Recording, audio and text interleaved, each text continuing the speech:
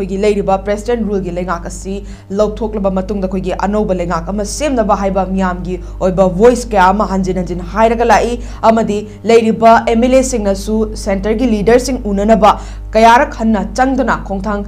ꯀꯌꯥꯔꯛ ꯍꯟꯅ ꯊꯥꯡꯖꯤꯜꯂꯕ ꯃꯇꯨꯡꯗ ꯎꯅꯔꯒ ꯋꯥꯔꯤ ꯁꯥꯟꯅꯔꯕ ꯁꯤꯒꯨꯝꯕ ꯀꯌꯥ ꯑꯃ ꯄꯥꯏꯈꯠꯂꯒ ꯂꯥꯛꯏ ꯑꯗꯨꯒ ꯍꯟꯗꯛꯀꯤ ꯃꯇꯥꯡꯁꯤꯗꯗꯤ ꯑꯩꯈꯣꯏꯒꯤ ꯎꯔꯛꯂꯤꯕ ꯐꯤꯕꯝ ꯍꯥꯏꯕ ꯇꯥꯔꯦ ꯃꯃꯤꯁꯦ ꯑꯩꯈꯣꯏꯒꯤ ꯂꯩꯉꯥꯛꯁꯦ ꯁꯦꯝꯅꯕꯒꯤ ꯑꯩꯈꯣꯏꯒꯤ ꯑꯅꯧꯕ ꯂꯤꯗꯔ ꯑꯐꯕ ꯆꯤꯞ ꯃꯤꯅꯤꯁꯇꯔ ꯑꯃ ꯈꯟꯅꯕꯒꯤ ꯀꯔꯝꯕ ꯂꯤꯗꯔ ꯑꯣꯏꯅ ꯈꯟꯁꯤꯒꯦ ꯍꯥꯏꯕꯒꯤ ꯃꯇꯥꯡꯗ ꯑꯩꯈꯣꯏꯒꯤ ꯃꯌꯥꯝꯅ ꯄꯥꯝꯅꯕꯁꯤꯡ ꯑꯗꯨ ꯁꯣꯏꯗꯅꯃꯛꯀꯤ ꯅꯤꯡꯕ ꯊꯨꯡꯂꯒꯅꯤ ꯍꯥꯏꯕꯒꯤ ꯑꯥꯁꯥꯁꯦ ꯇꯧꯕ ꯃꯃꯤꯁꯦ ꯁꯨꯝ ꯎꯔꯛꯑꯕ꯭ꯔꯥ ꯍꯥꯏꯕꯁꯤꯅꯤ ꯑꯗꯨꯒ ꯇꯁꯦꯡꯅꯃꯛ ꯌꯦꯡꯁꯤꯜꯂꯨꯔꯒꯗꯤ ꯑꯩꯈꯣꯏꯒꯤ ꯃꯔꯨꯑꯣꯏꯕ ꯃꯇꯤꯛ ꯆꯥꯕ ꯂꯤꯗꯔꯁꯦ ꯆꯤꯞ ꯃꯤꯅꯤꯁꯇꯔꯁꯦ ꯀꯅꯥꯅ ꯑꯣꯏꯒꯗꯒꯦ ꯀꯔꯝꯕ ꯈꯜꯂꯛꯀꯗꯒꯦ ꯍꯥꯏꯕꯁꯤ ꯃꯌꯥꯝꯒꯤ ꯑꯣꯏꯅ ꯑꯗꯨꯃꯛ ꯑꯄꯥꯝꯕꯅꯤ ꯈꯔ ꯑꯃꯅ ꯑꯗꯨꯝ ꯍꯥꯟꯅꯒꯤ ꯐꯣꯔꯃꯔ ꯆꯤꯞ ꯃꯤꯅꯤꯁꯇꯔꯁꯤꯅ ꯑꯗꯨꯝ ꯍꯥꯟꯅꯒꯤ ꯑꯗꯨꯝ ꯆꯤꯞ ꯃꯤꯅꯤꯁꯇꯔ ꯑꯣꯏꯍꯟꯕꯁꯨ ꯑꯃꯨꯛ ꯄꯥꯝꯃꯤ ꯑꯃꯗꯅ ꯑꯃꯨꯛ ꯇꯣꯉꯥꯟꯕ ꯑꯩꯈꯣꯏꯒꯤ ꯑꯅꯧꯕ ꯑꯃ ꯈꯟꯅꯅꯕꯒꯤ ꯑꯗꯨꯃꯛ ꯑꯄꯥꯝꯕꯁꯨ ꯑꯗꯨꯝ ꯐꯣꯡꯗꯣꯔꯛꯄ ꯂꯩ ꯑꯣꯖꯥ ꯁ꯭ꯋꯥꯏ ꯃꯇꯥꯡꯁꯦ ꯑꯩꯈꯣꯏ ꯉꯔꯥꯡꯒꯤꯁꯨ NDAꯒꯤ ꯑꯩꯈꯣꯏꯒꯤ ꯉꯔꯥꯡ ꯑꯩꯈꯣꯏꯒꯤ ꯍꯥꯏꯔꯤꯕ ꯑꯣꯕꯖꯔꯚꯔ ꯈꯟꯈ꯭ꯔꯕ ꯃꯇꯨꯡꯁꯤꯗ ꯀꯔꯝꯕ ꯂꯤꯗꯔ ꯑꯃ ꯈꯜꯂꯛꯀꯗꯒꯦ ꯍꯥꯏꯕꯁꯤꯒꯤ ꯃꯌꯥꯝꯒꯤ ꯅꯨꯡꯗꯥꯡ ꯑꯃ ꯐꯥꯎꯔꯦ ꯑꯣꯖꯥꯒꯤ ꯋꯥꯈꯜꯂꯣꯟꯗꯗꯤ ꯑꯣꯖꯥ ꯀꯔꯝꯕꯅ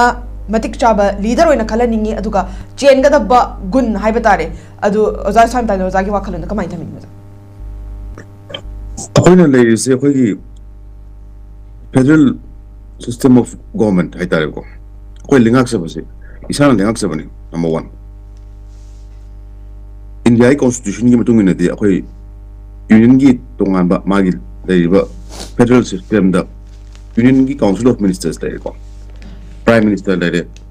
ꯑꯗꯒꯤ ꯄ꯭ꯔꯦꯁꯤꯗꯦꯟꯠ ꯂꯩꯔꯦ ꯆꯞ ꯃꯥꯟꯅꯅ ꯑꯩꯈꯣꯏ ꯁ꯭ꯇꯦꯠꯀꯤꯁꯨ ꯑꯗꯨꯃꯥꯏꯅ ꯂꯩꯖꯔꯤꯅꯤ ꯑꯩꯈꯣꯏꯁꯨ ꯀꯥꯎꯟꯁꯤꯜ ꯑꯣꯐ ꯃꯤꯅꯤꯁꯇꯔ ꯂꯩꯖꯔꯤꯅꯤ ꯒꯚꯔꯅꯔꯅ ꯁ꯭ꯋꯦꯔꯤꯡ ꯇꯧꯕ ꯋꯥꯔꯤꯅꯤ ꯆꯤꯞ ꯃꯤꯅꯤꯁꯇꯔꯁꯦ ꯑꯗꯨꯕꯨ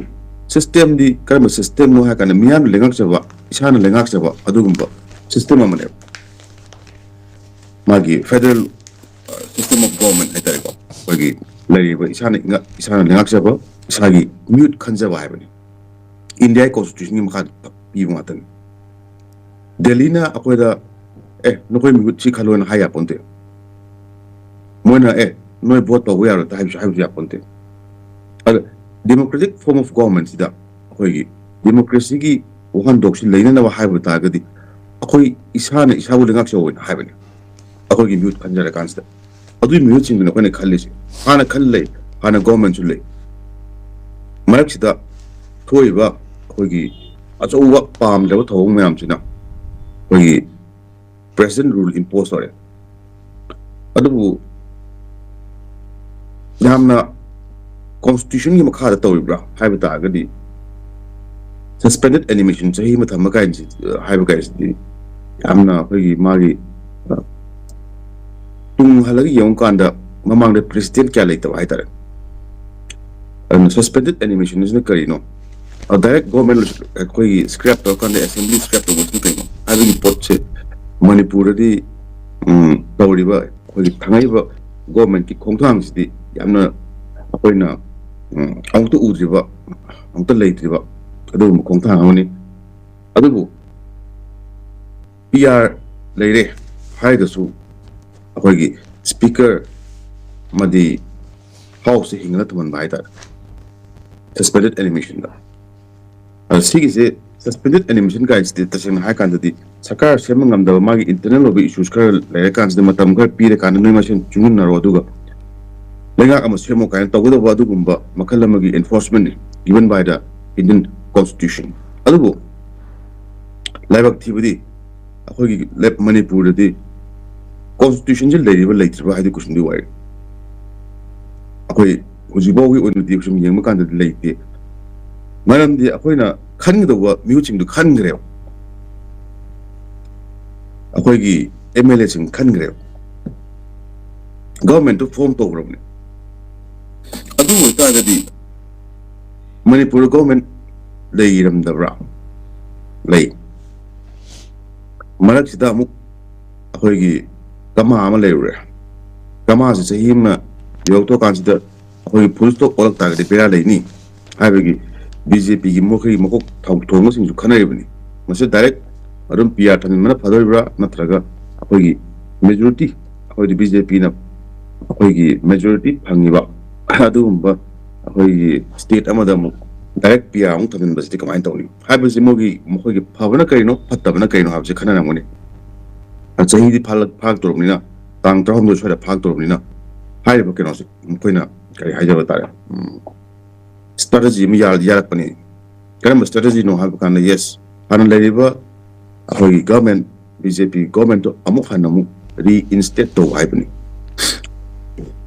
popular government haibama hoi je haiba yamna unpopular ba popular government se amuk hanamu semalo haibani adu madugi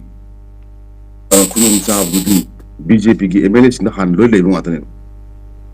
makoina direct governor chang consider house hoi soap strength haijaba tare hoi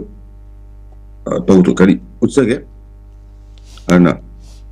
ujiga haiba governor na hoi kano ko assembly se hoi kanto biro odok biro aduga hoi myam floor hoi test to jara gam government semage aduga hoi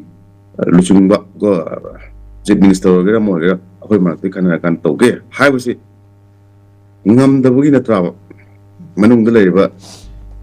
internal dissent haijaba tare nuaina da ba ningdong pomna ba chokri pama sing sigi maraida akoi manipura 2026 da PR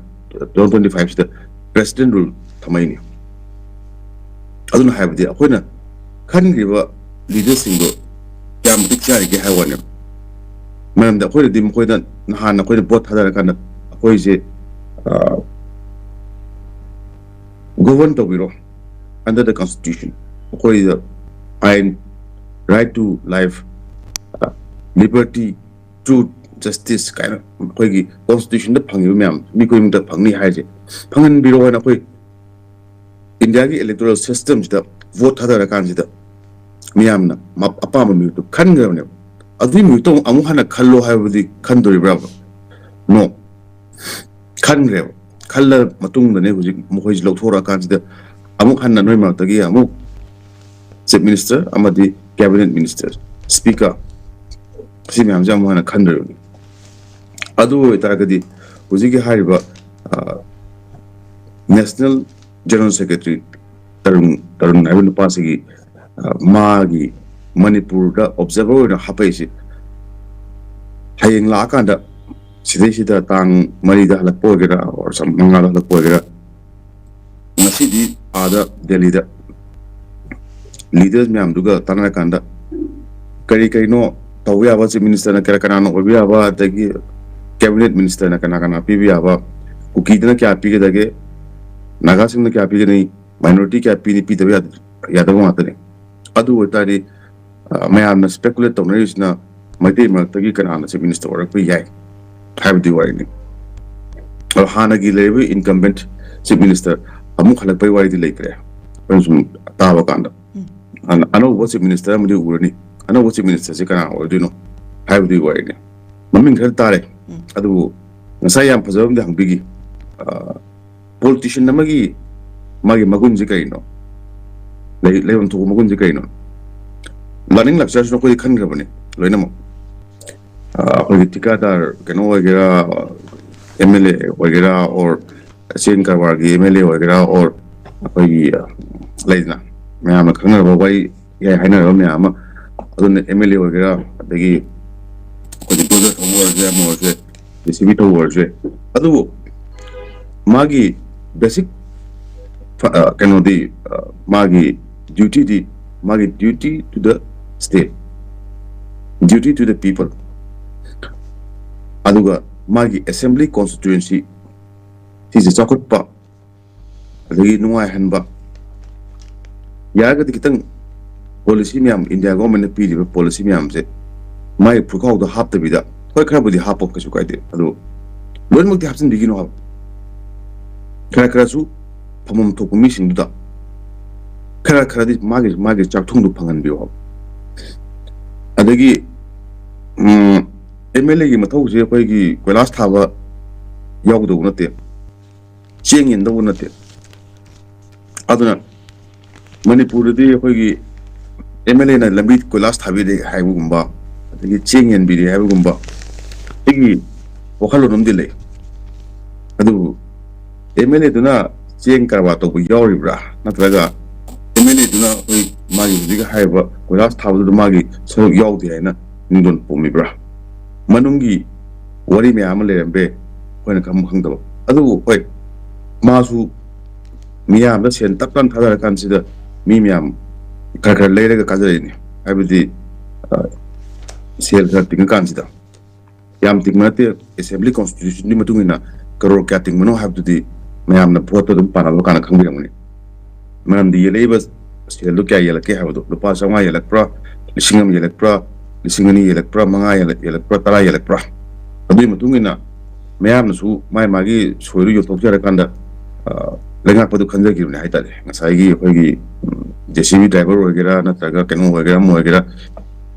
ठिकादार वगैरह हम हाइजा बता रहे को अदो कुछ काई दे मा ngam na ni MLA su ma ngam na ba ma'am ना पसा थदा करे ना अदो ता दे अखोइना लाल ji kai दनोस ने ngasai ko hang du अखोइ MLA gi magun ji kai no ha bsima ma'am ना khangda na tro khangda magun du magi sen pai da ta ga su matik chaba leader ma Manipur miyam khanba masagi lanai yam khandabida kunai khanba mariba ki khanba adumba mi ahum mai tang manga tang warsu Manipur manung da laita gadi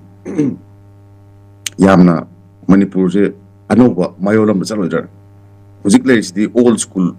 akoi Manipur miyam lairo aduga pasaka thadaro ai assembly constitution report karage aduga mantri warpa aduga Karor Samsoni Jamni Som Lisingama Dawagadi Habugi Pot Amada government say Isagi Lanai cannot Puko the Hapnava Amadi Magi meeting Tavok Hapnava Admission Satari the entire process of our political system Hajabatare and our outlook will be meeting Amadi Akui Kunais the Quina Miamgi Ras Nitigi Mong say Asuk Pazdava Mong the Chumi sum sakita gadi politician patti habiya de akoi miyam su yam kana hana di kitang habadu wana bra habi ko suni wa ni manam de akoi thakachiru ba mantri MLA ngata ne hujik lenga pangam de ado ta gadi ngasagi point to da akoi gi lak podi ndak laning wala search no kasu kai de adu param di phagadab ne haita di Manipur gi nungai na lermi ba akoi kari yamna peaceful in lermi ba economy chakolamba ai undang thangdana koi ching man chatpa ngam ba adugum bagi hujiki lermi ba film do hujik kai leke amna masi khangna mathangi vote la ari but vote lak pasi 2027 the vote is for aduga 2027 handa ki chief minister le no pa je mathang je barabar rum soi de video ora kadra haina gi khale Karena tak sahih tentang payo abdi min tentang siya awal itu na series main tu nang siu payo tau kata gadi matang mau payo, ana anak kita minister tu nupa si matangi jam gitu most probably top candidate ojo ni matangi next general assembly lak tu riba CM gi candidate paya hai tare ko, ana masih politics ni adu aku yang laksini point 2027 na kaya vote lak ta gadi Kogi matik siapa candidate haja betul, matik siapa candidate amudi kunai sih kita sobat pamba, adu gumba candidate sing topi tak gadi, maduda makoina sel tinggal tak kesu kogi new generation haja betul, naha singna sel laudo bida, mating pamboy na vote matik siapa candidate tu thagalak pota gadi Manipur gi apagi political future amadi Manipur gi economic future socio political everything se masih loina sokot pengamani nata tagadi koi han na dum anagi puthari ko ondo adum puthari ne mai tamjage okay thagat chari